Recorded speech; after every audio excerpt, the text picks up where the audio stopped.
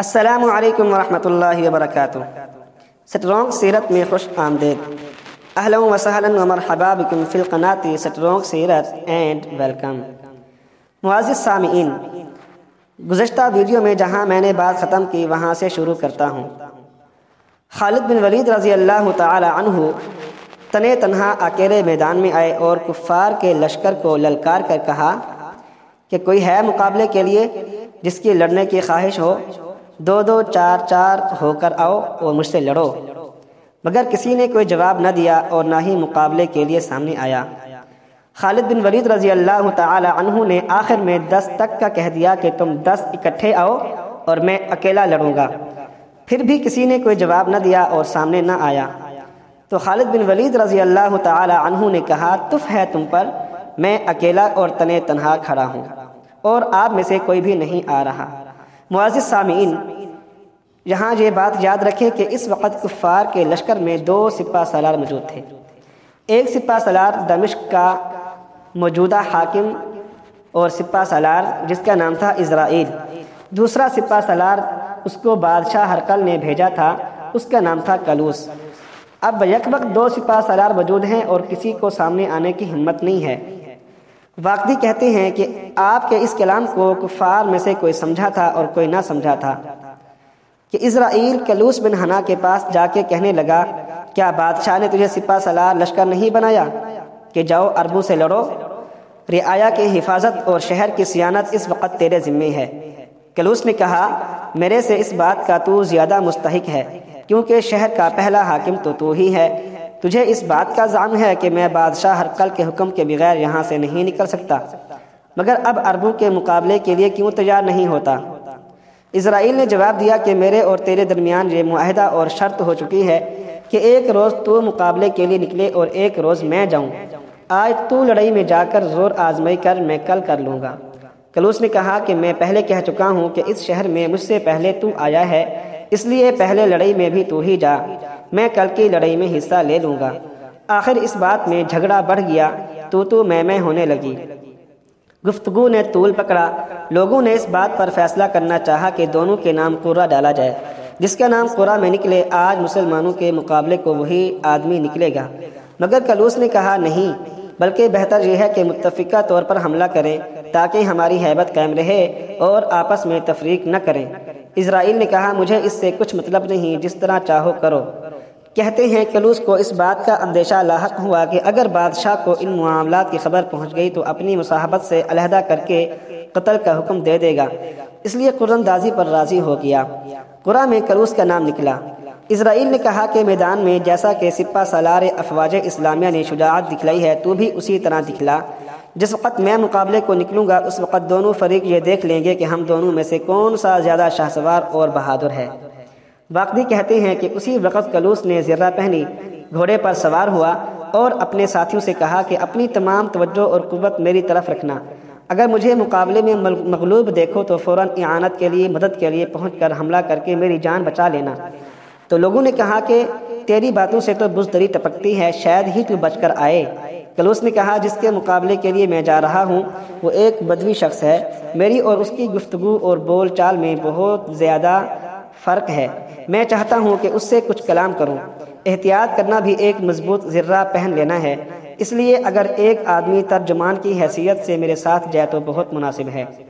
تو ایک نصرانی جرجیس نامی جو نہایت عقل مند اور بہادر اور فصیح آدمی تھا، اس نے وعدہ کیا کہ اس کام کو میں انجام دوں گا۔ کلوس کے ساتھ چل پڑا۔ کلوس نے راستے میں جرجیس نامی جو ترجمان بن کر جا رہا تھا اس کو مخاطب کر کے کہنے لگا کہ حریف عربوں میں نہایت ہی جری اور بہادر سپہ سالار ہے، اگر جنگ میں تو مجھے عاجز اور مغلوب دیکھے تو میری مدد کرنا، میں اس کے صلے میں تجھے اپنا مصاحب اور وزیر بنا لوں گا، مگر میرا یہ راز کسی پر ظاہر نہ ہو۔ میں لڑائی میں کسی قدر دیر لگا کر مکر و فریب سے واپس چلا آؤں گا۔ کل جس وقت اس کے مقابلے کے لیے اسرائیل نکلے گا تو یقیناً قتل ہوگا اور اس کی طرف سے مجھے اس وقت اطمینان کا سانس نصیب ہوگا۔ جرجیس نے کہا کہ میں جنگ کے فنون سے بالکل ناواقف ہوں، البتہ بات چیت اور گفتگو سے مدد دے سکتا ہوں، سو جہاں تک ممکن ہوگا فریب دہی میں کوتاہی نہیں کروں گا۔ اگر تجھے یہ بات منظور نہیں ہے تو اس پر خوب غور و فکر کر کے مجھے جواب دے۔ تو کلوس نے کہا، افسوس، تیری خواہش ہے کہ مجھے دشمن کے حوالے کر دے۔ جرجیس نے کہا اور تیرا یہ منشا ہے کہ اپنی آئی میں مجھے بھینٹ چڑھا دے؟ بھلا تو ہی انصاف کر، اگر میں مارا گیا تو تیرا انعام و اکرام، عطا اور بخشش میرے کس کام آئے گا؟ کلوس یہ سن کر خاموش ہو گیا اور آگے بڑھا، یہاں تک کہ خالد بن ولید رضی اللہ تعالی عنہ کے قریب پہنچ گیا۔ مسلمانوں نے جس وقت ان دونوں کو دیکھا، رافع بن امیرہ عطئی نے چاہا کہ بڑھ کر کلوس پر حملہ کر دیں، مگر خالد بن ولید رضی اللہ تعالی عنہ نے انہیں روکا اور فرمایا تم اپنی جگہ کھڑے رہو، میں دین کا خادم موجود ہوں۔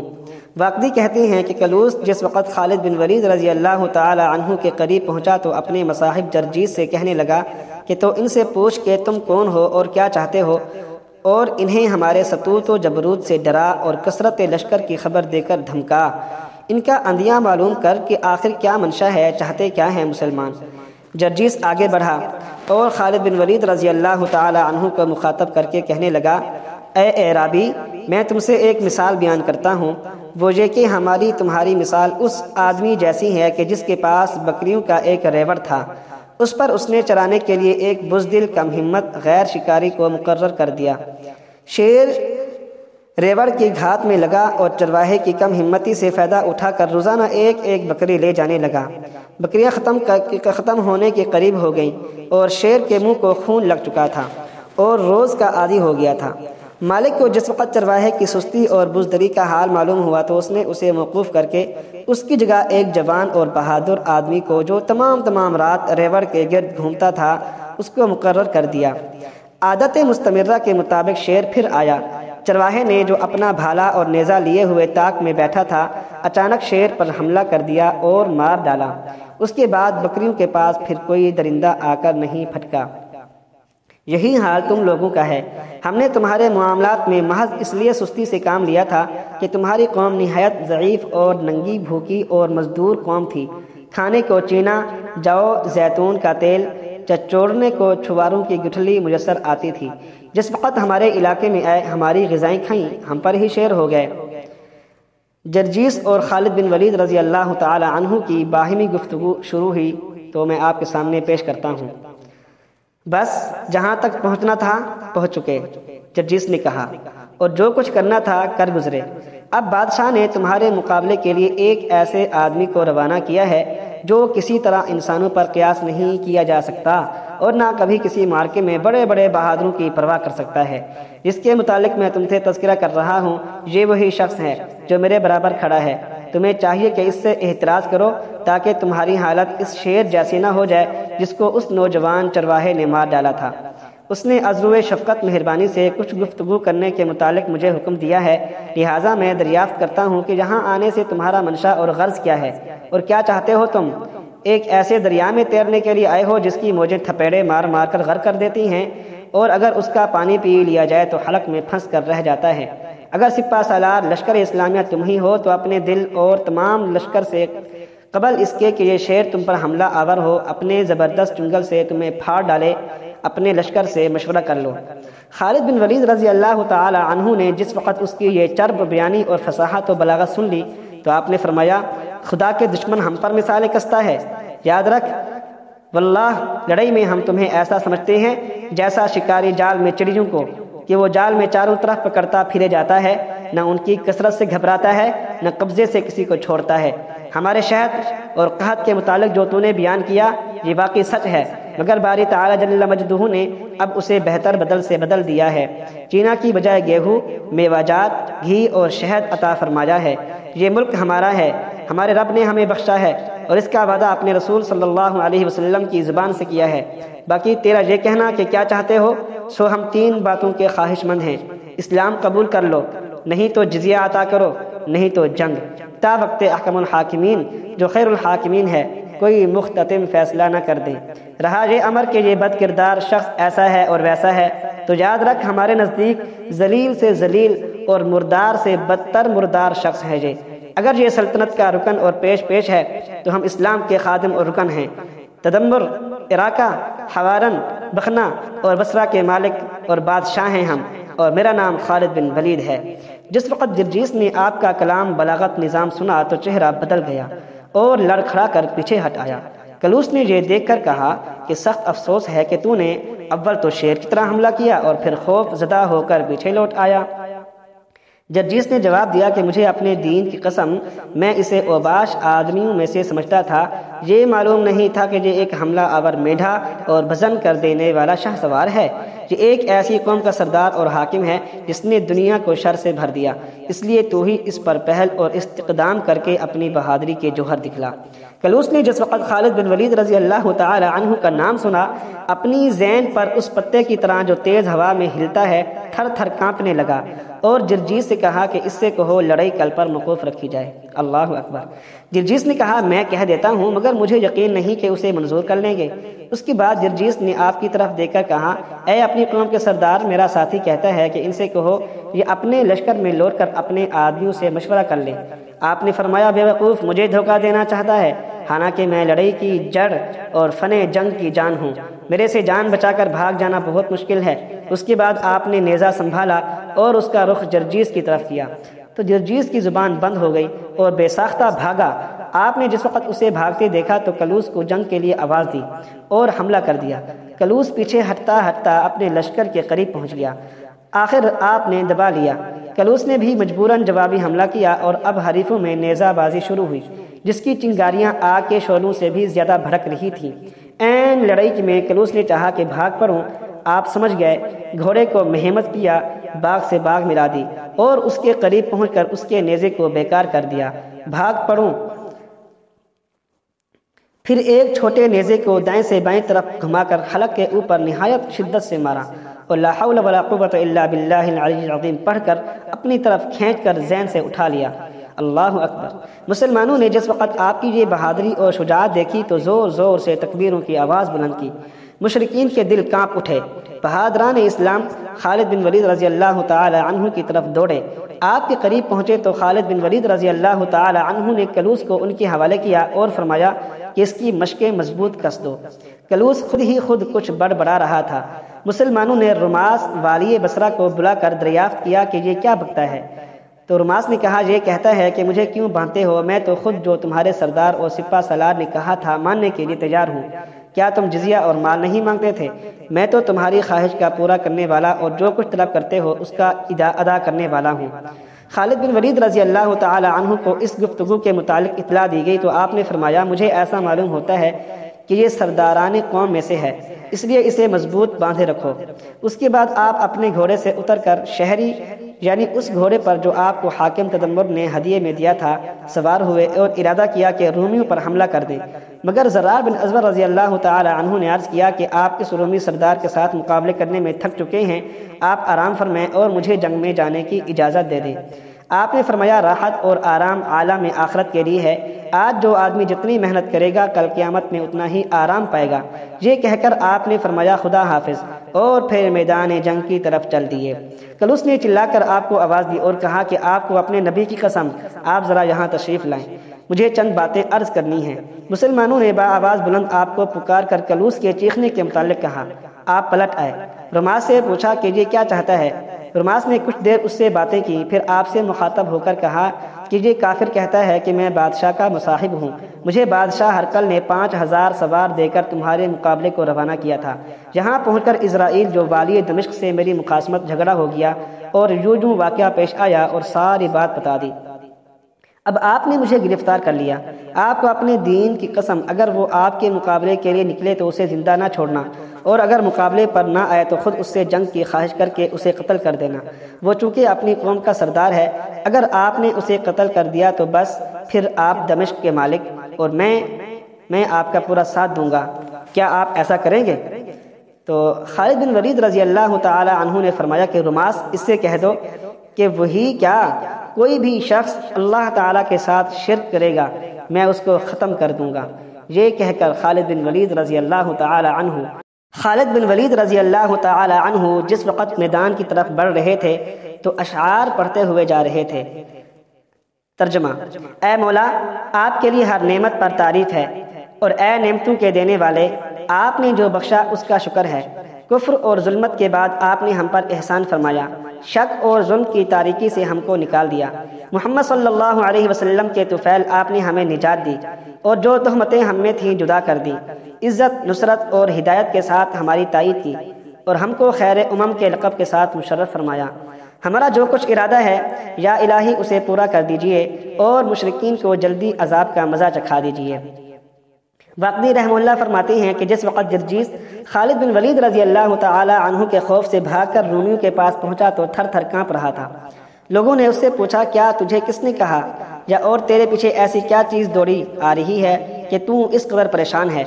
تو جرجیس نے جواب دیا کہ موت، اور ایسی موت جس سے مقابلہ نہیں ہو سکتا، اور ایسا شیر جس کا مقابلہ نہیں ہو سکتا، وہ مسلمانوں کا سپہ سالار، اپنی قوم کا سردار جو میدان کارزار کی طرف اپنے پروردگار کی قسم کھا کر چلا ہے، ہم جہاں اور جس جگہ بھی جا کر چھپیں ہمارے قتل میں کوتاہی نہیں کر سکتا۔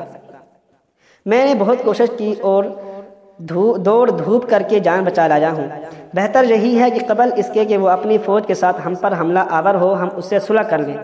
رومیوں نے یہ کہہ کر کہا کہ بدبخت، یہ بات کچھ کم بات تھی کہ تو شکست کھا کر بھاگا تھا، جواب تو نے ہمارے دل میں رعب ڈالنا شروع کر دیا۔ چاہا کہ قتل کر دیں، مگر جس وقت کلوس گرفتار ہو گیا تو اسرائیل کی طرف متوجہ ہو کر کہنے لگے کہ اب بادشاہ کا مصاحب گرفتار ہو چکا ہے، اس نے اپنی طرف سے کوئی کمی نہیں، تمہاری آپس میں یہ شرط طے ہو چکی تھی کہ ایک روز جنگ کے لیے وہ نکلے، ایک روز تو، لہذا اس بدوی کے مقابلے کے لیے اب تو جا اور اسے قتل کر دے۔ تو اسرائیل نے جواب دیا کہ تمہیں یہ بات یاد رکھنی چاہیے کہ یہ شخص خالد اگر قتل ہو گیا تو کوئی دوسرا عربی شخص اس کے قائم مقام ہو جائے گا، اور اگر میں قتل ہو گیا تو تم سب بغیر چرواہے کی بکریوں کی طرح رہ جاؤ گے، اس لیے مناسب یہی ہے کہ سب مل کر ایک متفقہ حملہ کرو۔ انہوں نے کہا یہ تو ہم قیامت تک بھی نہیں کر سکتے، اس لیے کہ اس طرح تو ہزاروں جانیں قربان اور ہزارہ عورتیں بیوہ ہو جائیں گی۔ ان میں ابھی باہم گفتگو ہو رہی تھی کہ کلوس کے آدمی جو اس کے مصاحبین میں سے تھے چیختے چلاتے اسرائیل کے پاس آئے اور اس سے کہا کہ تیرا مرتبہ بادشاہ کے نزدیک کلوس کے برابر نہیں تھا، تیرے اور اس کے مابین یہ شرط ہو چکی تھی، اس نے اپنی شرط کو پورا کر دیا، وہ چونکہ اب گرفتار ہو چکا ہے، اس لیے اب حملہ اور مقابلے کے لیے تجھے تیار ہو جانا چاہیے، ورنہ پھر ہمارا اور تیرا مقابلہ ہے۔ اسرائیل نے جواب دیا کہ بڑے افسوس کی بات ہے کہ تم لوگوں نے یہ سمجھ لیا کہ میں اس بدوی سے ڈر گیا ہوں اور اول مقابلے کے لیے نہ نکلا، اب میں میدان جنگ میں جا رہا ہوں، دونوں حریفوں کے آدمی دیکھ لیں گے کہ ہم میں کون سا زیادہ بہادر اور شاہ سوار اور مرد میدان آدمی ہے۔ اسرائیل سامان حرب سے تیار ہوا، زرہ پہنی اور ایک تیز گھوڑے پر سوار ہو کر خالد بن ولید رضی اللہ تعالی عنہ کے واسطے نکلا۔ جس وقت آپ کے قریب پہنچ کر کھڑا ہو کر کہنے لگا، عربی بھائی ذرا میرے نزدیک ہو جاؤ، مجھے تم سے چند باتیں کرنی ہیں۔ یہ ملعون عربی زبان خوب جانتا تھا۔ جس وقت آپ نے اس کی زبان سے یہ کلمات سنے غصے میں بھر گئے اور فرمایا، خدا کے دشمن تو ہی آگے آ جا، تیرا سر توڑ دوں۔ اسرائیل نے جواب دیا کہ عربی بھائی لو میں ہی آتا ہوں۔ یہ کہہ کر وہ قریب ہو گیا۔ آپ سمجھ گیا کہ اس کے دل میں خوف بیٹھ چکا ہے، اس لیے آپ نے حملہ کرنے میں توقف کیا۔ اسرائیل نے قریب ہو کر کہا کہ عربی بھائی اپنی قوم اور لشکر کے ہوتے ہوئے تم بنفس نفیس کیوں میدان جنگ میں اترے ہو؟ اگر تم جہاں کام آ گئے ختم ہو گئے تو تمہارا لشکر بغیر چرواہے کی بکریوں جیسا رہ جائے گا۔ آپ نے فرمایا، خدا کے دشمن تو نے ابھی میرے 2 سپاہیوں کے ہاتھ نہیں دیکھے کہ تیرے لشکریوں پر کیسے بھرپور پڑ رہے تھے؟ اگر میں انہیں منع نہ کرتا تو بعون اللہ تیرے تمام لشکر کا صفایا کر کے رکھ دیتے۔ میرا ہر لشکری فیصلہ موت کو غنیمت اور زندگی کو بیکار سمجھتا ہے۔ اس کے بعد آپ نے پوچھا کہ کیا تو کون ہے؟